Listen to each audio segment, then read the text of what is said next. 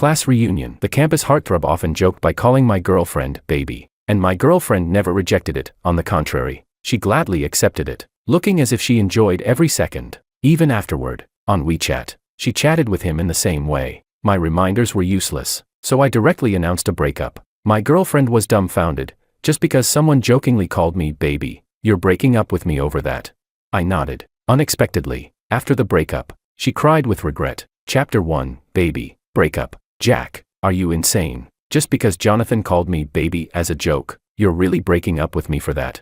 Juliet's breath caught. She asked in disbelief. I nodded. Looking at her angry expression, I couldn't help but recall everything that happened tonight, 2 hours earlier. Inside the private room of the class reunion, the air was still filled with noisy laughter and the clinking of glasses. I was sitting in the corner, fingertips tapping lightly on the rim of my glass, my cold gaze fixed on Juliet. Not far away, Jonathan, the campus heartthrob back in college, was holding a glass of wine, wearing his usual frivolous smile. As he walked up to Juliet, his arm naturally rested on the back of her chair. Baby, you look amazing tonight. This outfit really brings out your glow. He leaned down slightly, deliberately lowering his voice, laced with teasing ambiguity. Instead of moving away, Juliet covered her mouth with a laugh, her eyes tilting upward flirtatiously, her tone playful. Oh, Jonathan, stop calling me that. Her voice was neither loud nor soft, just enough for a few people nearby to hear, which immediately drew a round of teasing laughter. Jonathan raised his brows smugly, his fingers even giving her shoulder a light squeeze, while Juliet,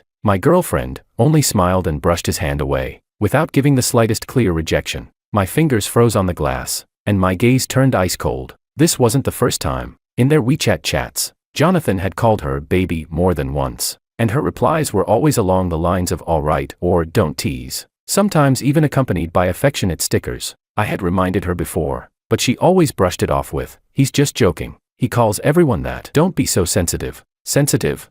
Ha. After the party, I silently drove Juliet home. The car was filled with suffocating silence, broken only by the mechanical voice of the GPS. Juliet seemed to sense something was wrong. She turned to glance at me, speaking casually. What's wrong? You didn't have fun tonight? I didn't answer. When the car stopped under her building, I killed the engine, fingers resting on the steering wheel as I stared straight ahead. Juliet, I said calmly. She was still lowering her head, rummaging through her bag. Let's break up. Juliet froze. Slowly, she lifted her head, her pupils dilating, as though she hadn't heard clearly. What?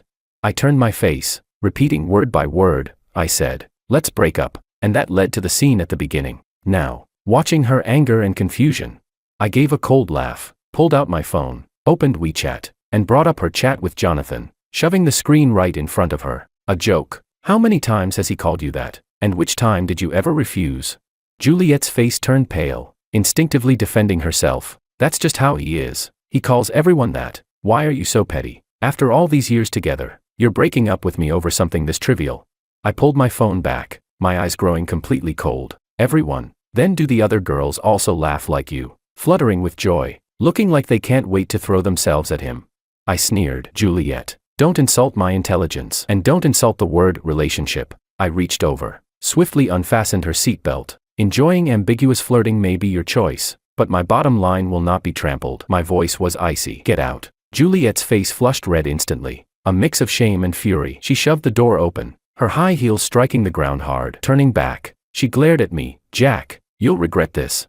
I didn't even spare her another glance. Stepping hard on the accelerator, I drove away without hesitation. Juliet stood there, chest heaving violently, fingers clutching her bag strap. Maybe she still thought I was just jealous, that in a few days I'd surely come back, begging her. But she was wrong. This time, I meant it. Chapter 2, just for this. When I got home, I immediately muted my phone and threw it on the sofa. I didn't need to look at it to know that Juliet must be bombarding me with messages and calls right now, trying to use her usual theories of making a big deal out of nothing and being overly possessive to convince me, or more accurately, to convince herself that I was just throwing a tantrum and would apologize in a few days. But unfortunately, this time she was completely wrong. I poured myself a glass of ice water and stood by the floor-to-ceiling window, coldly gazing at the night view outside. Scenes from the evening's reunion flashed in my mind. Jonathan's hand resting on the back of her chair, her eyes curving with laughter, and that playful, "Oh, you're calling me that again." A wave of disgust rose in my chest. I should have broken up with her long ago. From the very first time I saw Jonathan call her baby on WeChat,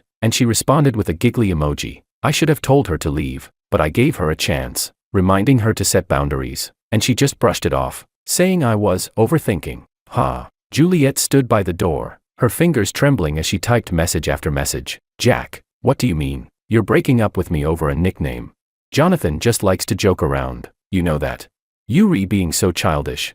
A string of red exclamation marks soon appeared in front of the messages. She had been blocked. Juliet's breath caught, and she immediately called me. But all she heard was a cold tone. The user you're trying to reach is temporarily unavailable. He actually blocked me. She almost threw her phone in anger, her chest heaving, her mind buzzing. She couldn't believe Jack would be so heartless. They'd been together for 3 years, and Jack had always been the one to tolerate her. She was willful, and he'd indulge her. She'd throw a tantrum, and he'd endure it. When she liked something, he'd buy it for her without a second thought. She had long gotten used to Jack's indulgence and even thought that no matter what she did, he would eventually give in. But this time, he actually broke up with her because of a trivial joke. He must be overreacting with jealousy. Juliet bit her nails and paced back and forth in the living room. Yeah, he's just mad. He'll regret it in a couple of days. The more she thought about it, the more convinced she became, even starting to plan how to teach him a lesson. When Jack came back to apologize, at the very least, he'd have to buy her a new purse as compensation. The next morning, I went straight to the office. As usual, my assistant Alex brought me coffee and today's schedule. I glanced at it and said lightly, postpone tonight's dinner. Alex was taken aback. But sir, tonight is a dinner with Chairman Wong. We've tried to schedule it a few times already. Postpone it. I didn't even look up. Just tell them I have personal matters. Alex didn't dare ask any further and nodded, leaving. I leaned back in my chair, rubbing my temples. Personal matters.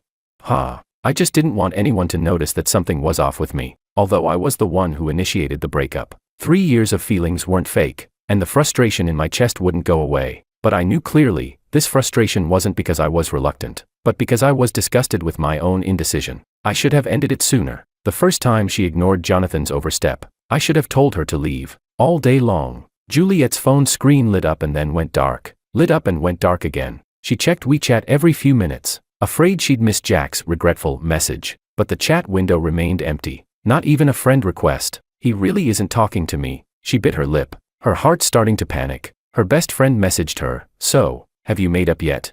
Juliet forced herself to reply nonchalantly, he's still mad, but don't worry, he won't last 3 days. After sending that, she inexplicably felt a little uneasy. Jack was never the type to sulk. He was always decisive, firm in his words and actions, whether it was work or relationships. The thought crossed her mind, and she shuddered. At 9 p.m., I returned home. As soon as I opened the door, I smelled a familiar perfume. I frowned and immediately switched on the living room lights. Juliet was sitting on the sofa, her eyes red, clearly having just cried. How did you get in? I asked coldly. She stood up, her voice choked with sobs. Jack, can we talk? Leave. Just 5 minutes. She rushed over to grab my hand. I didn't realize you'd care so much. I won't let Jonathan call me that anymore. I promise.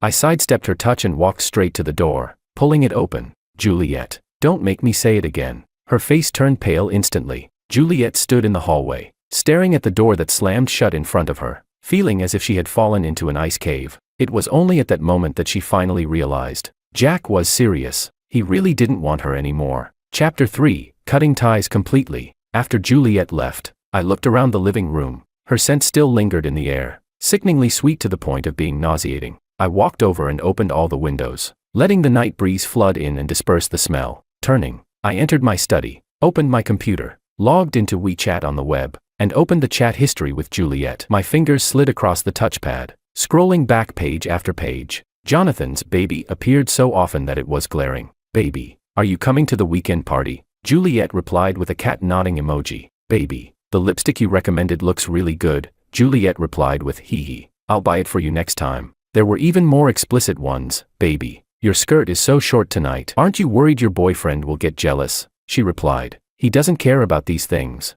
I took screenshots of the 10 worst ones, packed them into a zip file, and sent them to Juliet's email. The subject line simply read, look for yourself. Take care. Then, I blocked all her contact details, WeChat, phone number, Alipay, even music app friends. Finally, I opened Weibo and removed the account I had secretly followed for 3 years. After all of this, I leaned back in my chair and exhaled deeply. The world was finally quiet. Juliet sat in the taxi when her phone suddenly vibrated. She scrambled to pull it out and saw the email notification. It was from Jack. He couldn't have let go after all.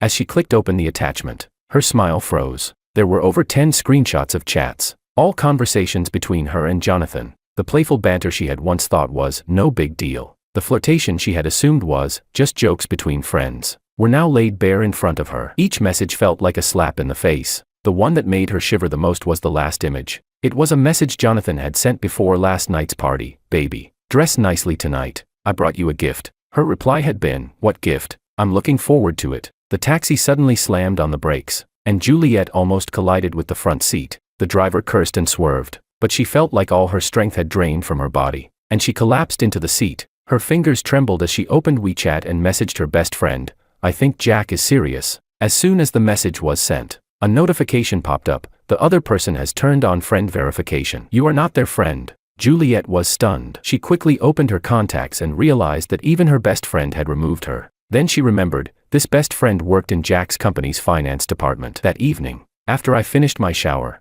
I saw I had several missed calls, all from unfamiliar numbers. I immediately switched to Do Not Disturb mode. On the nightstand, there was a contract I needed to sign tomorrow. When I flipped it open to double-check the terms, a photo slipped out from the folder. It was from when I took Juliet skiing in Hokkaido last winter. She was wearing a white down jacket, her nose red from the cold, leaning against my chest, smiling. I stared at the photo for 2 seconds, then tore it in half and threw it in the trash. As I turned to turn off the light, the moonlight filtered through the gap in the curtains and fell directly on the torn photo. In the dark, I closed my eyes for a moment. 3 years of love ended. Chapter 4, He Can't Live Without Me. At 7 a.m., I walked into the company building on time. In the elevator, I ran into Zoe from the finance department. She hesitated, casting several glances at me, before finally speaking up when the elevator reached the 28th floor. Sir, Juliet called me over 20 times last night. I didn't look up, just block her. But she kept crying, saying you misunderstood her. I finally raised my eyes, my gaze resting on Zoe's face for a second. Are you close to her? Zoe immediately shook her head. Just a regular classmate. I'll delete all her contact details right now. The elevator doors opened, and I stepped out, hearing Zoe frantically scrambling with her phone behind me. After the meeting at noon, my assistant told me that Miss Mu had been waiting at the front desk for 2 hours. I glanced at the surveillance screen. Juliet, wearing the Chanel outfit I gave her last month, was wiping her tears in front of the receptionist. Call security. 3 minutes later, my phone lit up. It was a multimedia message from an unknown number, a picture of a pregnancy test stick with the caption, Jack, I'm pregnant. We need to talk. I stared at the photo for 3 seconds and then forwarded it to the head of the company's legal department. Falsifying medical records for blackmail. Report it to the police. Juliet rushed into the coffee shop with dark circles under her eyes, where her group of friends was already waiting. Juliet, over here. Abigail waved. Juliet sat down with a thud, slamming her bag onto the chair. I'm so mad. Jack actually blocked me. The 3 friends exchanged glances. Iris cautiously asked, is it really because Jonathan called you baby? Yeah. Juliet grabbed Abigail's iced Americano and gulped it down. He's making a big deal out of nothing. Jonathan just likes to joke around. He calls everyone that. So why should I break up with him because of that? Iris hesitated. But, if my boyfriend was called baby by someone else, I'd probably. That's not the same. Juliet interrupted her. Jack is always so busy with work. If it weren't for Jonathan constantly asking me out, I'd be suffocating. He doesn't even appreciate it and gets jealous. So childish. Abigail rolled her eyes. Honestly, it might be better this way. Jack is great, but he's too controlling. Look at Jonathan, handsome, fun, and his family owns a chain of hotels. Juliet's eyes lit up, but then her face dropped. But Jack bought me bags and jewelry. Oh, he'll regret it, Abigail said confidently. When he comes back begging for reconciliation, make sure he buys you the latest Hermes collection. Juliet finally smiled and pulled out her phone to open her shopping cart. Let me start picking. A while later, Juliet Mu was sitting in the mediation room at the police station, her face pale. The officer pushed a pregnancy test verification report in front of her. The supermarket surveillance shows you bought this earlier today, and the time of use was within 2 hours. Miss Mu, this is a criminal offense. I was just joking. Her voice trembled. Mr. Jack reserves the right to pursue legal action. The officer closed the folder. Sign here and you can leave. As Juliet walked out of the police station, her legs felt weak. She shakily pulled out her phone and saw a flood of messages popping up. Her university class group was blowing up. Someone posted a video, Jonathan at a bar, with his arms around 2 girls, calling one baby and the other darling. The comment section was filled with mockery. I sent this Juliet's good friend. I heard Jack broke up with her because of this. Ha ha ha. He really thinks he's the campus heartthrob. Juliet's vision blurred, and she almost collapsed on the street. Chapter 5, Entanglement. At 6 in the morning, my biological clock woke me right on time. It was pouring outside. While I stood by the floor-to-ceiling window stretching, I noticed a familiar figure downstairs. Juliet, holding a flimsy umbrella that looked like it might collapse any second, was staring up toward my floor. I pulled the curtains shut and turned to the kitchen to make breakfast. As the eggs sizzled in the pan, my phone buzzed. It was a message from property management. Mr. Jack, that lady has been standing at the building entrance all night. Should we call the police?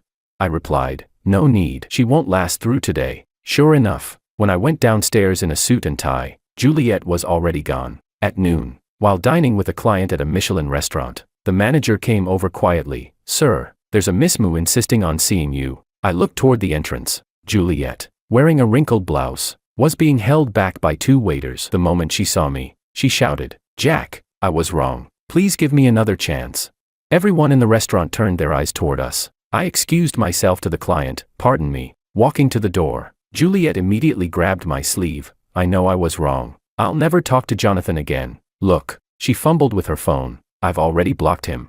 I slowly pulled my sleeve out of her grip. Miss Moo, you're disturbing my meal. Tears welled up in her eyes instantly. You can't be this heartless. I've been with you for 3 years. So what? I said flatly. The moment you enjoyed Jonathan calling you baby, we were finished. But there's really nothing between Jonathan and me, she argued. I never betrayed you.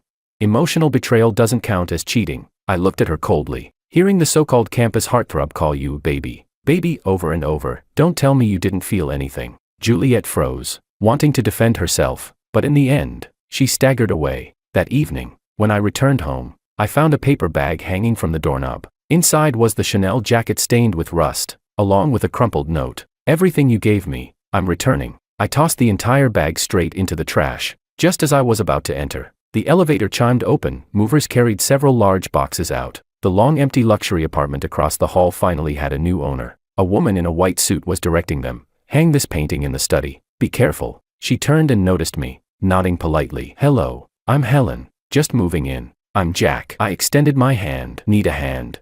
Meanwhile, Juliet was drenched, crammed inside the subway, her high heels landing in a puddle of unknown filth. It was the first time in 3 years she had taken public transport. Before, Jack always drove her, or at the very least booked her a car. Now, staring at the ride-hailing app showing peak surcharge 8x, she gritted her teeth and chose the subway. Move. A burly man shoved past, and Juliet's Chanel jacket brushed against a rusty railing. She gasped, my jacket. Annoyed glances were thrown her way. Someone muttered, must be fake. No one wearing real Chanel would take the subway. Juliet tightened her grip on the strap above her. When she stumbled out of the subway, her phone rang. It was her landlord, Miss Moo. The rent will increase by 10% next quarter. Give me your answer by tomorrow. Standing under the blazing sun, she suddenly felt dizzy. Passing a shopping mall, she caught her reflection in the window, makeup smudged, hair greasy, sleeves stained with subway grime. On the glass, the reflection overlapped with the ad screen playing finance news. Rising tech star Jack selected as Young Entrepreneur of the Year. On screen, Jack stood in a sharp suit, calm and confident under the flashing lights. Juliet suddenly realized, the Jack who always had breakfast ready for her, who solved all her problems, who tolerated all her whims, would never return. That night, curled up on the bed in her rented apartment, Juliet scrolled endlessly through her photo album. Every picture was with Jack, in the Maldives scuba diving, kissing under the Eiffel Tower in Paris, skiing in Hokkaido. In every photo, Jack's gaze toward her was so tender it could melt ice. She suddenly realized, her phone didn't have a single photo with Jonathan. Fireworks crackled outside. Juliet looked toward the night sky as tears finally spilled over. She finally understood. Those unspoken flirtations, those coy little games, those clever tricks she thought were harmless. This was the price. Chapter 6, A New Dawn. On a weekend morning, I was woken up by the sound of the doorbell. Through the peephole, I saw Helen standing outside, holding 2 cups of coffee. She wasn't in a suit today, just a simple white t-shirt and jeans, her hair casually tied back into a ponytail. Sorry to bother you. She handed me a cup. My coffee machine broke down. I just moved in 3 days ago. Could I borrow yours? I nodded and stepped aside to let her in. As she walked past me, there was a faint citrus scent around her. Not the cloying sweetness of perfume, more like the clean fragrance of shampoo. In the kitchen, Helen skillfully worked the coffee machine, then suddenly spoke, your ex-girlfriend stood downstairs until midnight last night. I raised an eyebrow. You know her. I saw her waiting for you, so I guessed. She handed me an espresso. When she left, she threw a bag into the trash. I took a sip of the coffee. It was unexpectedly good. Curious what it was. Helen blinked playfully. So I checked. It was a bunch of luxury packaging boxes, with receipts inside, all purchased within the past 2 weeks, after your breakup. I let out a cold laugh. Juliet was still the same, thinking maxing out her credit card would soften me. On Monday morning, during the weekly meeting as the marketing team reported quarterly figures, my phone buzzed. From Juliet, I'm downstairs at your office. The guards won't let me in. I deleted the message immediately and gestured for the report to continue. 5 minutes later, the front desk called. Sir, Miss Mu said, if you don't come down, she'll stay at the door indefinitely. I sneered. Ignore her. Let's see how long she lasts. The conference room fell into dead silence. Everyone kept their heads down, pretending not to hear. After the meeting, the head of legal lingered. Sir, if she keeps showing up every day, should we call the police? No need. I gathered the documents. She won't last the month. That night, after working late until 10, Juliet suddenly rushed out and clung tightly to me. I'm sorry, darling. I was wrong. I shoved her away at once. You're not sorry because you realized your mistake. You're sorry because you can't live the way you used to anymore. With that, I walked away without looking back. When I got home, I found Helen picking up a delivery. Midnight snack again. I glanced at the fried chicken bag in her hand. She shook a beer can with a grin. The acquisition deal went through. Celebration. By the way, she suddenly leaned closer and sniffed. You smell like a woman's perfume. I instinctively stepped back. My ex came to cause trouble. I lifted my sleeve to sniff and immediately remembered Juliet throwing herself at me earlier. Could just that brief hug have left a scent? What is this woman, a bloodhound? Need help? Helen raised an eyebrow. I'm good at pretending to be a new girlfriend. No need. I pulled out my keys. She's already out of moves. Chapter 7, Abyss of Regret. Juliet stared at the numbers on the ATM screen, her fingers trembling. Balance, 7,328.56. This card, which once always had a 6-figure balance, now only carried the deposits from her own salary. Her phone kept flashing with credit card bill reminders, the total already exceeding 100,000. Miss, are you going to finish your transaction or not? The person in line behind her urged impatiently. Juliet hastily removed the card, and as she turned, she bumped into a pregnant woman. The woman let out an ouch, and Juliet quickly apologized, only to realize it was her former private yoga instructor. Miss Mu, the trainer looked at her in shock, taking in her bare face and haggard appearance. Why didn't you come to class last month? Juliet forced a smile. I've been busy lately, but Mr. Jack prepaid for a whole year of lessons. The trainer lowered her voice. Is it because you didn't show up that he came last week and requested a refund? Juliet's vision went black. The next day, Juliet stood inside a luxury resale shop, watching the appraiser critically examine her handbags. This patent leather one has scratches. I can only give you 20,000. 20,000. Juliet shrieked. I paid 48,000 for it, and I only used it once. The appraiser shrugged. That's just the second-hand market. Do you want to sell it or not? Juliet bit her lip and nodded. When she walked out of the store, her Hermes bag had turned into a bank transfer on her phone. As she passed the mall's giant screen, it was playing Jack's exclusive interview. We expect to achieve 200% growth this year. On the screen, Jack appeared calm and confident, while Juliet clutched her phone so tightly her palms were slick with sweat. Late at night, Juliet curled up on the sofa, scrolling through job listings. Suddenly, her phone lit up with a message from Jonathan. Baby, heard you're single now. Let's grab a drink. She stared at the message for a long time, then suddenly grabbed the phone and hurled it against the wall. The sound of the shattering screen echoed as she finally broke down, sobbing uncontrollably. Outside, the billboard on the opposite building lit up with a giant recruitment ad from Jack's company, annual salary in the millions, seeking the most outstanding talent. Those shining words struck her like a resounding slap to the face. Chapter 8, Clash in the Workplace. At 7 in the morning, I stood in the shower, letting the hot water wash away the last traces of fatigue. In the mirror, I shaved clean, straightened my tie, and casually picked up my phone for a glance. 3 unread messages, all work-related. Juliet's name hadn't appeared in the notification bar for a long time. I let out a short laugh and slipped the phone into my suit pocket. When the elevator doors opened, Helen was already inside. Today, she wore a dark gray suit, her hair neatly tied up, eyes fixed on the financial news on her tablet. Hearing movement, she looked up and gave me a small nod. Morning. I stood beside her, noticing her screen displaying my company's stock price chart. So interested in my company? She chuckled lightly. Always got to keep an eye on the competition. As the elevator descended, she suddenly remarked, You're on the cover of Business Weekly today. They took a good shot. I raised a brow. You bought it. 20 copies. Her tone was calm. Planning to hand one to each investor, so they'll see the caliber of the partner I've chosen. When the elevator reached the first floor, the doors opened slowly. I stepped aside to let her go first. That confident our cooperation will succeed. She glanced back at me, her eyes shining faintly in the morning light. I never do anything I'm not sure of. That evening, after working overtime until 9, I stepped out of the elevator and found Helen pacing at my door. Forgot your keys? I asked. She shook the file bag in her hand. There's a loophole in the merger deal. Wanted to discuss it with you. I opened the door to let her in. She walked toward the study with familiarity, but suddenly paused by the trash bin in the entryway, half a Chanel coat sleeve sticking out. Your ex's. Helen gave me a thoughtful look, then suddenly smiled. Jack, you know what I admire most about you?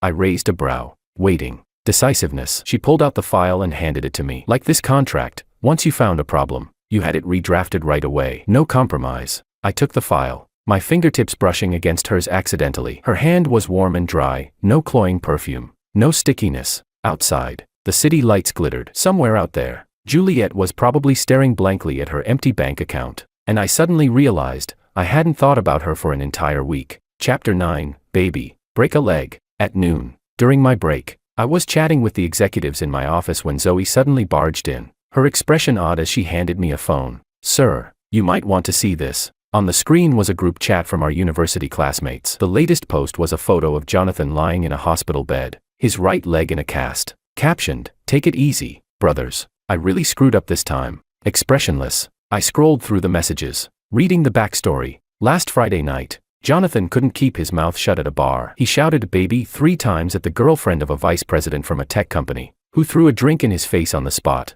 That VP, a retired Special Forces soldier, cornered Jonathan in the parking lot afterward. Word was Jonathan's tibia was broken, 3 months minimum in bed. The office fell into dead silence. I handed the phone back to Zoe. He brought it on himself. An old staff member from legal leaned over. Sir, should we take this chance to sue Jonathan for harassment, considering those chat records with Miss Moo? No need. I straightened my files. No point stabbing a corpse. That evening, on my way home, I ran into Helen in the elevator. She was holding the latest issue of Financial Figures. Guess who I saw today? She opened the magazine, pointing to an interview. George from Pluto Tech, the guy who broke Jonathan's leg. I glanced at the photo. You know him?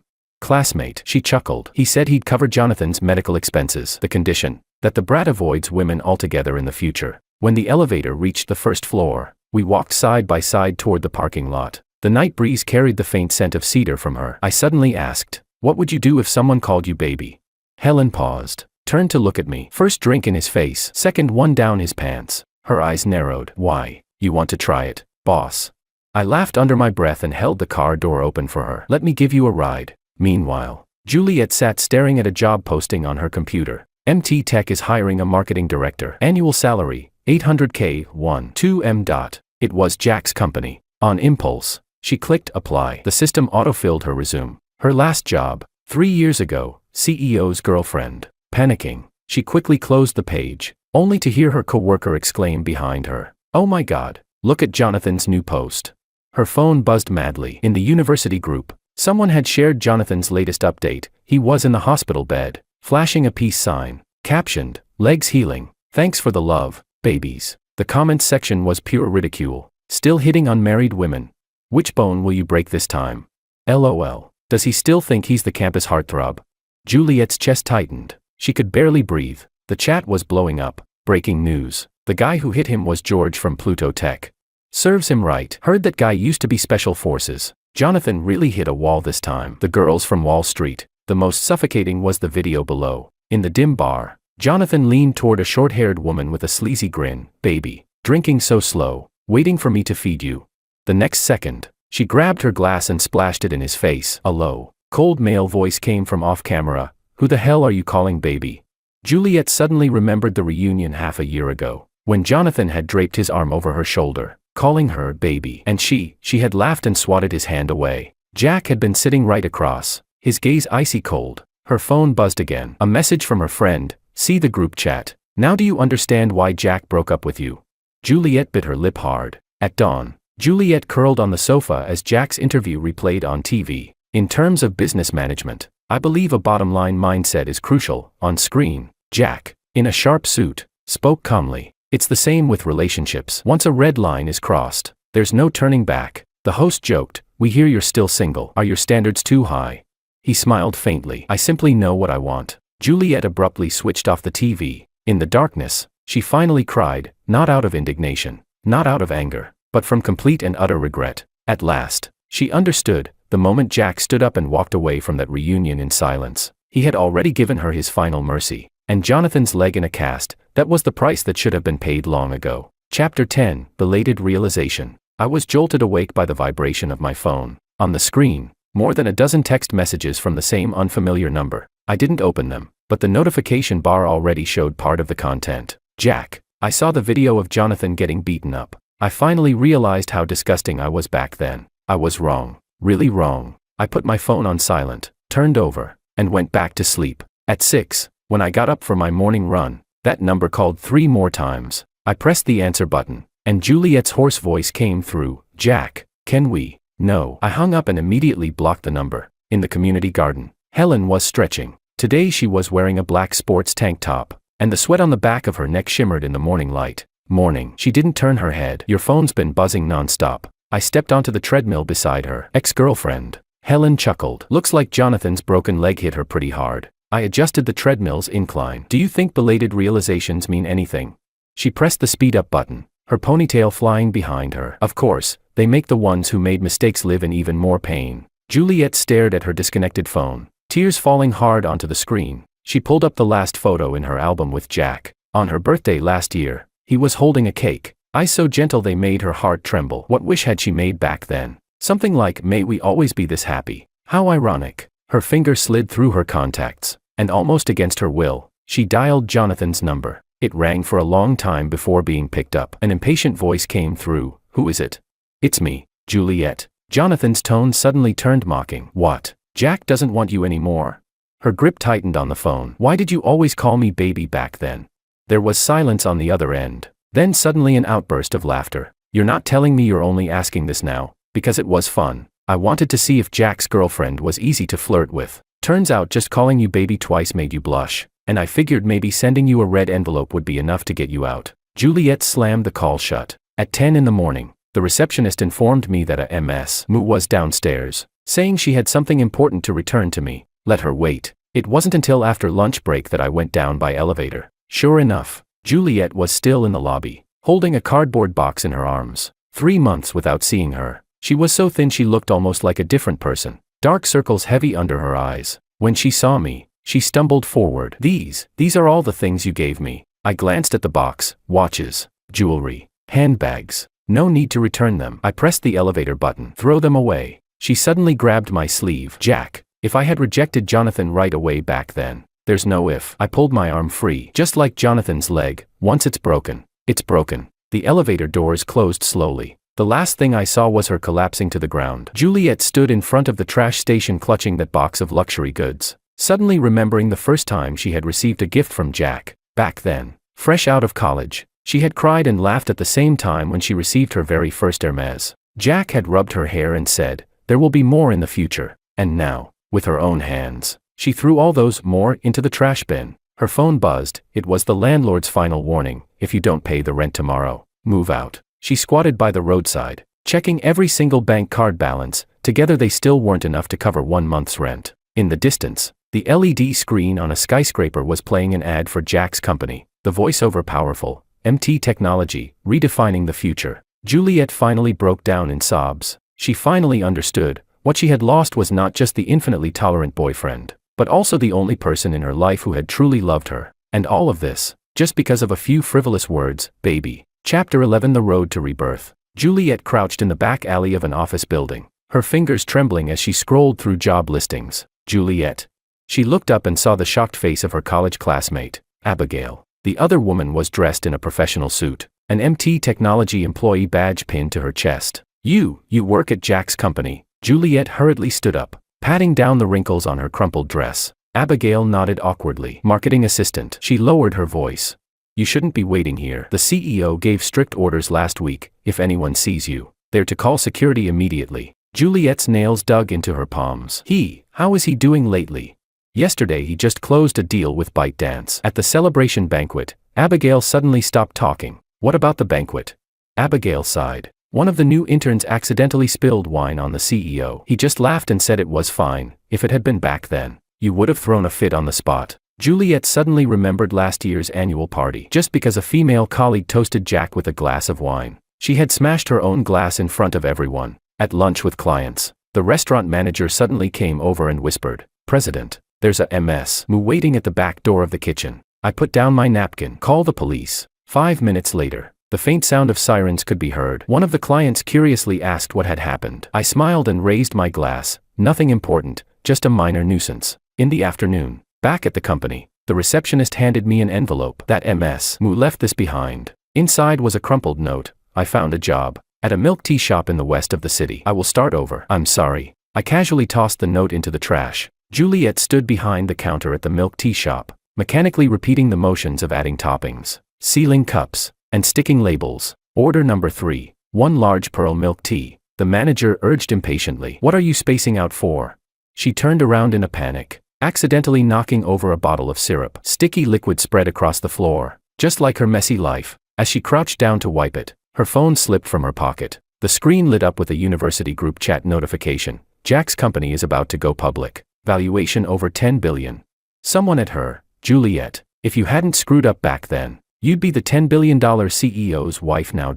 Syrup clung to her hands. No matter how she wiped, it wouldn't come off. That evening, when I got home, Helen was leaning against my door with 2 bottles of red wine at her feet. "Let's celebrate." She shook the bottles lightly. "I just poached an engineer from Google today." I opened the door and let her in. "Your intel is impressive." Of course. She casually found the corkscrew, like she'd done it 100 times before. "For example, I know your ex-girlfriend started working at a milk tea shop today." My hand paused while pouring the wine. "So concerned about her?" "I'm concerned about you." Helen looked straight into my eyes. "Jack, are you sure you've completely let go?" Outside, rain suddenly began to pour. I raised my glass to clink hers. "It's like this wine, once it's expired, the only thing left to do is pour it out." Helen smiled, her eyes bright. "Then, to rebirth." To rebirth. Late at night, Juliet dragged her exhausted body back to the shared apartment. Her roommate was watching the finance news, the host's excited voice blaring. "MT Technologies CEO Jack dined with venture capital queen Helen tonight," sparking rumors of a romantic relationship. She froze at the doorway, her eyes stinging as the screen showed Jack opening the car door for Helen. Once upon a time, that same gentleman had buckled her seatbelt with care. Now, he wouldn't even spare her a single glance. Outside, the rain poured down in torrents, but her tears had long since run dry. Chapter 12, Powerful Alliance. In the reception room, Juliet nervously adjusted her skirt. The business outfit had cost her 2,000 yuan, and she had even styled her hair the same way as when she first met Jack. She had made up her mind. Today she would start over as a job applicant. After all, she was a proper college graduate, and it was only because she accompanied Jack to endless social banquets that she had abandoned her career. The door opened, and she stood up abruptly. "Jack." Her smile froze on her face. Behind Jack walked a stranger, a woman who naturally hooked her arm through his. A diamond ring sparkled on her ring finger. "So this is Ms. Mu." Juliet Mu's lips began to tremble. "You are Helen," the woman smiled. "Jack's fiancée." I looked at Juliet's face, turning deathly pale in an instant, and suddenly felt bored. Security. 2 large men entered immediately to drag her away. Juliet struggled, shouting, "Jack, I really know I was wrong. Please, give me a chance." Helen suddenly stepped forward. "Ms. Mu." She pulled a business card from her bag. "I know some good psychiatric clinics. I suggest you go." After Juliet was dragged out, Helen removed the ring and tossed it to me. "Props yours again." I raised an eyebrow. "Nice acting. Where's my reward?" "Dinner." She tilted her head, thinking for a moment. "How about giving me that West Side project instead?" I burst out laughing. Juliet crouched in the fire escape behind the office building, her makeup ruined from crying. Her phone buzzed. It was the milk tea shop manager. "If you skip work again today, don't ever come back." She numbly wiped away her tears, then noticed a crumpled newspaper beside the trash can. On the finance page, a photo of Jack and Helen took up half the layout. The headline blinding: "Powerful Alliance. MT Technology and Venture Capital Queen form strategic partnership." What crushed her most was the small print. Reportedly, the 2 are university alumni, having known each other for many years. "Many years," Juliet muttered. So while she was still basking in the vanity of being called baby by the campus heartthrob, Jack had already known a woman like this.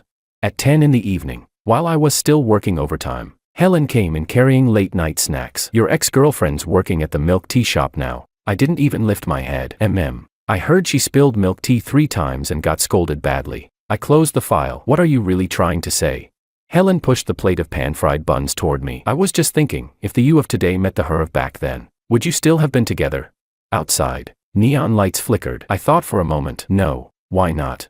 The threshold's higher now. I bit into a bun. After tasting Michelin, how could I ever go back to street food? Helen suddenly leaned closer, her finger brushing the corner of my lips. Got some sauce there. Her fingertips carried a faint scent of ink. At 2 in the morning, Juliet was counting supplies in the milk tea shop storeroom. Her phone lit up. It was a text from Jonathan. Baby, heard you got dumped. Want to grab a drink? She stared at the message for a long time, then suddenly grabbed a bag of milk tea powder and hurled it hard against the wall. White powder exploded everywhere, scattering through the air. The manager rushed in at the noise. Are you insane? That's coming out of your pay. Juliet slowly crouched down, staring at the mess all over the floor. She finally understood. Some mistakes in life can only be made once. Chapter 13, Boundless Horizons. 2 years later, a private yacht cut through the azure sea. Helen lay on the deck wearing sunglasses, swirling a glass of champagne in her hand. The board unanimously approved the merger. She tossed me the tablet. Now you're the undisputed leader of the industry. I glanced at the report and set it aside. That's the reason you dragged me out to sea. She took off her sunglasses, sunlight dancing on her lashes. No, it's because today is your birthday. I froze for a moment. Ever since my parents passed away, I had never celebrated a birthday. Like a magician, Helen pulled out a small box from behind her. Gift. Inside was a key, the key to the apartment across from mine. So you don't have to peek at me from your window every day, she said lightly. Though her ears flushed pink, I ran my fingers over the key, suddenly remembering the email I had received that morning. Juliet's uncle had begged me to invest in his failing supermarket. Attached was her resume. What are you thinking about? Helen asked. I tossed the key into the sea. As she stared at me in shock, I pulled another key from my pocket. Bought it last month already. Helen burst out laughing, her laughter carried away by the sea breeze and scattered into the waves. As night fell, Helen and I sat on the deck, watching the stars. She suddenly asked, if Juliet hadn't. There's no if. I cut her off. Just like you would never tolerate anyone calling you baby. Helen chuckled. Do you know why I admire you? Because I'm handsome. Because you have boundaries. She lifted her glass, draining the champagne. And boundaries are the sexiest thing. I leaned in to kiss her, the faint bitterness of champagne sweet between our lips. In the supermarket storage room, Juliet crouched on the floor, counting expired cans. Sweat soaked her cheap uniform as the manager's sharp voice rang in her ears. Hurry up. Don't you know how to organize the shelves? How could there be so many expired products? Are you that stupid? Can't even do this right? Her phone buzzed. A blind date had messaged. My mom says the dowry will be at most $88,000. Take it or leave it. She numbly switched off the screen and suddenly noticed a rain-soaked newspaper in the corner. Jack and Helen's photo on the yacht covered an entire page. The headline read, Tech Rising Star and Venture Capital Queen, a Powerful Love Alliance. In the photo, Jack's smile was one she had never seen before, completely relaxed. What are you spacing out for? The manager kicked over a box. Move these outside. Juliet staggered to lift the box. The moment she pushed open the back door, blinding sunlight poured in. Across the street, a massive LED screen was broadcasting Jack's company's annual gala. After closing time, Juliet walked home alone. Passing the cinema, she saw a huge poster advertising Jack's company's holographic technology. In front of it, a young couple was quarreling. Why did you let your ex like your posts on social media? It's just a like. Why are you overreacting? The girl's voice trembled with fury. Boundaries in a relationship are like teeth. Bite once, and you'll know whether it's worth keeping. Juliet stood frozen. The night wind carried a song drifting out from the theater. We're all in the sea. I feel like we're sand. Baby Juliet. A disgusting, all too familiar voice suddenly rang out. Jonathan stood at the corner of the street, leaning on a crutch. Once the handsome campus star, he now looked hunched and broken, like a stray dog. He was grinning at Juliet. Get lost. Juliet walked away without looking back. Jonathan was left standing there awkwardly, frozen in place. Morning sunlight streamed in through the porthole. Helen was still asleep. My phone lit up. It was a message from my assistant, President. Juliet resigned from the milk tea shop last night. She's reportedly gone to a small southern town. I deleted the message and quietly opened the drawer. Inside lay the engagement ring Juliet had once returned to me. Helen stirred drowsily, turning over. What time is it? Still early. I tossed the ring into the sea, kissed her forehead, and whispered, go back to sleep. Outside, the sea and sky blended into one, cloudless and infinite. 3 months later, a small southern town. Juliet stood behind the counter of a convenience store, rain drizzling outside the window. On the TV, financial news played. MT Technology announces alliance with Sioux Capital. Market value surpasses 1 trillion. She calmly wiped the counter and turned to restock the shelves. When the first ray of sunlight pierced through the clouds, the store bell rang crisply. "Welcome," she said without turning her head. From then on, no one ever heard from her again.